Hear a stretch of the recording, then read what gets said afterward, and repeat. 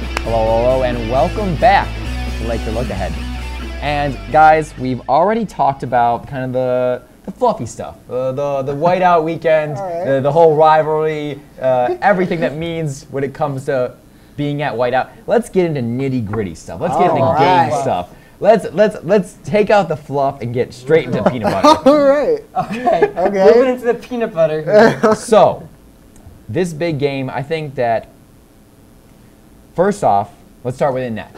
And I think there's questions that I know you could say Zawadzki, Finney. That could be a very good favorite for who could be in net. But let's start with Ospiko. Zawadzki didn't have his best game against Cortland. And I know he's dealt with some issues with getting support on the defense. You know, that one shot where Max Scott lets it go right between his legs and behind the net, and the goal happens coming off of, I believe, the back of the skate of Zawadzki. But Z he hasn't had his best stuff. He got the shutout against Brockport, who he has a great career track record against them.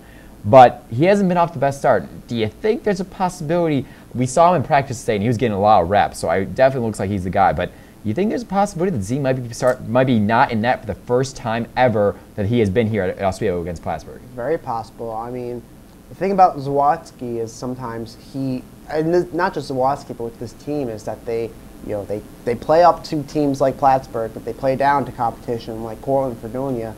They don't always bring that same intensity to every single game, and it showed in that Cortland game. That, there was just bad plays he made, and it's very possible that we could see someone. We could see Justin Gilbert. Maybe even Adrian Ignani, which would be a very bold move, certainly, but.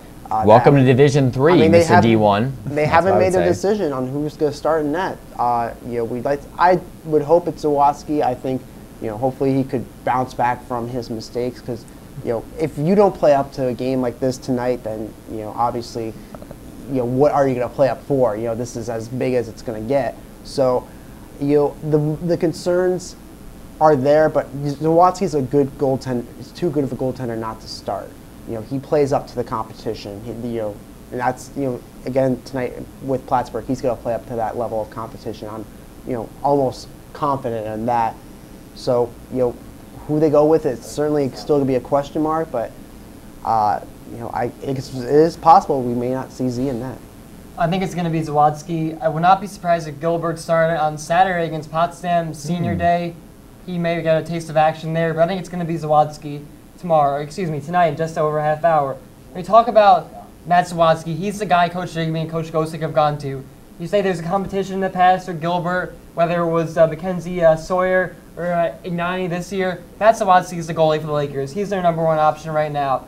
But he hasn't always been as consistent as we expect Matt Zawadzki in. When he's at the top of his game, he's one of the best goalies in D3 hockey. But sometimes it feels like he's not really focused. He's not as sharp as he could be. When he came out of the net the other day in Cortland, that was a play that Matt Zawadzki shouldn't be having. Justin Gilbert comes out a lot. Matt Zawadzki's not a common goalie, comes out of the net. He wasn't playing characteristically. Matt Zawadzki right now, a very good goalie, but in my opinion, he's had a lot of moments as a Laker over the past few years that have kind of left you scratching your head right now. When he's playing on top of his game, Matt Zawadzki can stop any team on any night, but he's also had a ton of games over the past 2+ years where he's made a lot of mistakes that have cost the team goals. Say the defense hasn't been helping him a lot.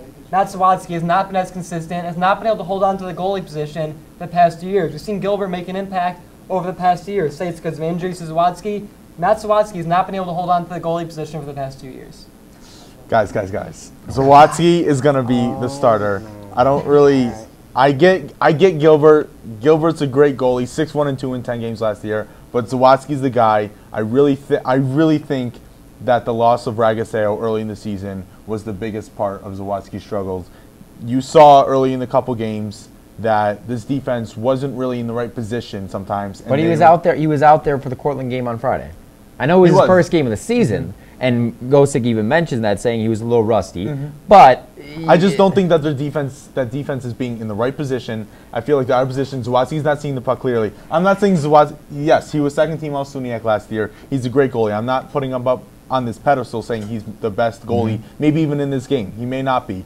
But I still think Zawadzki's the guy moving forward. I'm not a big fan of switching the goalies. It worked last year, but can you trust that going forward? I just think Zawadzki has to be in the guy. ZZZ, just keep him in the goal. I think it'll work itself out once his defense gets its kinks kind of fixed. Well, it's his spot to lose right now. Matt Zawadzki came in, talk about the other guys. Zawadzki came on with the position in his hands right now. If Justin Gilbert comes in, it's because Matt Zawadzki hasn't been playing to the level the coach would expect of him.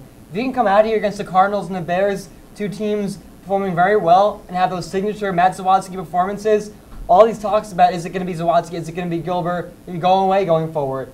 This is a huge weekend for Matt Zawadzki and the Lakers. He didn't have a great game there against Cortland, been a little shaky aside from that Brockport game. Matt Zawadzki's fighting for his position right now, and I think this is going to be a huge weekend, but he can't let that get to him. He can't be going into the game with the mentality that I'm fighting for my job, because then he's already lost, because he's not focusing on the task at hand. Yeah, I think he plays best when he's confident. I agree. And that's important that while his defense is regrouping. Like I'm saying, this defense just isn't very good right now. The line that they're putting in front of him just is not very good, and with a goalie like him, he deserves better, because I think he can be one of the best when he's confident, when he knows that the players in front of him are going to make the plays, so he doesn't have to put the team on his back. I think right now, with the offense struggling on power plays, which is what he really relies on when he's trying to save the shots, is that when this offense isn't what it usually is, when their defense isn't usually what it is. I think Zawadzki's really put the team on his back so far this year, and he's not supposed to.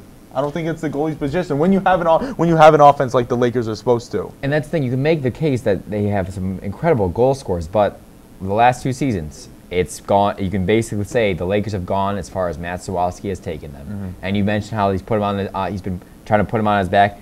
When he had that great run, when he was at his best, I mean, I think that run of winning the SUNYAC tournament and going all the way to the Frozen Four in Lewiston, Maine was probably the best stretch of hockey, of goaltending, that we saw out of Matt Zawadzki. I think we've ever seen out of Matt Zawadzki in his time here at Oswego. He didn't have maybe his best stuff last year, and they got eliminated in Adrian in the quarterfinal, losing, what, 5-4? 5-4. Yep. So I think you could make the point that if Zawadzki steps up, the Lakers can go that far. But for that point, like you said, Brian, it shouldn't be rely on Zawadzki all the time to be at his best. There is a mold of consistency that he needs to get, though, to where the team can feel comfortable with him in the game no matter what. I do think they feel comfortable, but these questions arise. You know, sometimes it may be the goalie's the first guy that you look at when a team is struggling. Mm-hmm. And I guess on the other side for Plattsburgh, and this is an interesting debate because you have a guy like Spencer Finney who seems like he's the starter, was the starter at the beginning of the season last year, got injured. We saw Brady Rouleau play in the game up in Plattsburgh, and then just kind of go on a nice little streak. Finney was dealing with injuries after injuries. Rouleau ended up starting the whiteout game in February, pulling out the tie, and then actually kept that starter role all the way, taking them to the SUNYAC championship where they defeated Oswego and then lost in the quarterfinals to the eventual national champions Trinity. But now Finney once again seemed like he's the starter at the beginning of the season again. I know Finney, maybe he has that better stuff, but Rouleau's got such a great track record against the Lakers. And when Finney got that start, I was losing a train of thought. I was thinking that Rouleau started that game in Plattsburgh. Finney was the one that started that game in Plattsburgh back in December When last the Lakers year. won. And he got pulled after giving up 2 goals. Rouleau came in, I believe, if I'm remembering correctly, and he allowed 1, and Oswego went on to win 3-1. Bearing that, do you think it's still Finney? I still think it's Finney, to be honest with you. Rouleau, the biggest thing with him last season was he struggled when it came to shots. The more shots a team like that is true, because in the SUNYAC championship, I believe the Lakers only got 17 shots on that, so they did not get a lot of shots on net when they even played Rouleau. Rouleau struggled with shots, and just the discussions with the coaches. Finney is a legitimate goaltender. He is, he's one of the best in this conference. You can make an argument to say that he probably may be the best goaltender in The this secret conference. weapon that not a lot of people have really seen yet. I mean, look, he was he played at Colgate. He transferred from Colgate. He was a Division I talent, so he played there for a reason. He got recruited at the Division I level for a reason. This kid can play in net. He's a very talented goaltender, and I think that they wanted him. Barring those injuries last season, they wanted Finney to start. It was just he had a bad injury. Rouleau's a solid backup goaltender, but I think it's Finney. It is his net to lose. He is the starter. He is the senior. They are going to ride with him throughout the season. This is a team that is very senior heavy class. The Plattsburgh's class of 2016, it's a senior heavy squad. They want to make a run, and Finney's going to have to be a part of that in order for them to make any kind of run to a national championship. Well, you mentioned that D1 talent. Rouleau's a D1 talent. He was brought in from Quinnipiac, which, coincidentally enough, Matthew Cadeau was brought from Quinnipiac. So Plattsburgh bringing in that is some great. That just shows the great recruitment of Bob Emery, that he brings in D1 goaltenders, players that are recruited by D1 schools, and then once maybe they fall on some hard times there, he brings them there. Sam, I know you want to make a quick point. Yeah, we came on there talking about this block, fluff and peanut butter. Finney is the peanut butter, and Rouleau is the fluff. He's the fluff goalie because he's not what meets the eyes. All right. Brady Rouleau, how about Brady Rouleau? Because he's not going to be in net tonight. He's not going to be in net for the Redbirds tonight. He has great games like his Lakers, no doubt about that. But I don't think that's enough evidence to put him in net over Spencer Finney, who's had great games against everybody. Spencer Finney's one of the best goalies in Division III hockey. Brady Rouleau, no denying what he's done against the Lakers. But in those 2 or 3 games he's faced against them, I'm not trusting him enough to put him in there, especially when Finney's healthy. Only reason Rouleau started last year for Whiteout Weekend was because Finney was dealing with injuries. I think it's going to be Finney. He's a senior, as I said, which does play a role. I'd be very surprised if it's Brady Rouleau in net for the Cardinals. Guys, go down the list. I want a prediction and major factors on what's going to affect this game, either be a player or just something that is going to affect how this game plays out. Oh, boy. Prediction-wise, I will say 3-2 Oswego, or I'm sorry, 3-2 Plattsburgh. Ooh. The biggest storyline I think we're going to see is the offense of Oswego. Can they contribute on the power play?